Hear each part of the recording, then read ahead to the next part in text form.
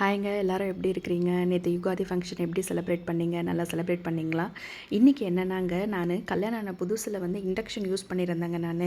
Induction அப்பப்போ இந்த பால் காய்க்கிறதுக்கு, அதுக்கப்புறமா சுடு தண்ணி வைக்கிறதுலாம் யூஸ் பண்ணியிருந்தேன். அதுக்கப்புறம் அதோட யூசேஜ் அந்தளவுக்கு இல்லைன்றதால பரண மேலே தூக்கி போட்டேங்க. ஆனால் இப்போ நடக்கிற சிச்சுவேஷனில் வந்து வேறு வழி இல்லாமல் நான் வந்து மேலேருந்து இண்டக்ஷனை எடுத்துட்டேன். எனக்கு என்ன பயம்னா, இது ஒர்க் ஆகுதா ஒர்க் ஆகலையான்னு தெரில. ஏன்னா பரண மேலே போட்டு எனக்கு தெரிஞ்சு 5 வருஷம் மேலே ஆயிடுச்சு. சரின்னு சொல்லிட்டு நான் வேறு எடுக்கும்போது அது கடகடன் வேறு ஆடிச்சா, எனக்கு ஒரு மாதிரி உள்ளெல்லாம் என்னடா இது ஸ்பேர் பார்ட்ஸ் ஏதாவது உடஞ்சி கிடஞ்சி போயிடுச்சோன்னு ரொம்ப பயமாக இருந்தது. சரி நம்ம க்ளீன் பண்ணிவிட்டு ஒரு தடவை செக் பண்ணி பார்க்கலாம். ஒர்க் ஆச்சுன்னா பரவாயில்ல, நம்ம இதே யூஸ் பண்ணிக்கலாம், இல்லைன்னா புதுசாக வாங்கலாம்னு நினச்சேன். நல்ல வேலைங்க ஒர்க் ஆகிடுச்சு.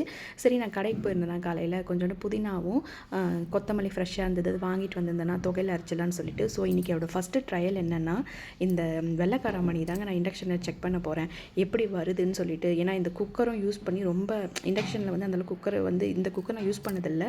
ஸோ ஆனால் இது வந்து இண்டக்ஷன் யூஸ் பண்ணுற குக்கர் தான். சரி செக் பண்ணி பார்த்தேன் நான் எப்படி ஒர்க் ஆகுதுன்னு சொல்லிட்டு. அப்புறம் பார்த்தா பரவாயில்லைங்க, காராமணி நல்லபடியாக ஒரு சீக்கிரமாகவே வேக வச்சு கொடுத்துருச்சு. சரி அது வரைக்கும் ஓகே. என்னோடய பிளான் என்னென்னா வந்து ஒரு 50% வந்து இண்டக்ஷன் யூஸ் பண்ணலாம், 50% வந்து கேஸ் யூஸ் பண்ணலான்னு சொல்லிட்டு. ஏன்னா இப்போ ஓகேங்க, இன்னும் எனக்கு எப்படி இருக்கும் சிச்சுவேஷன் தெரியல, ஒரு 2-3 மாதம் வரைக்கும்.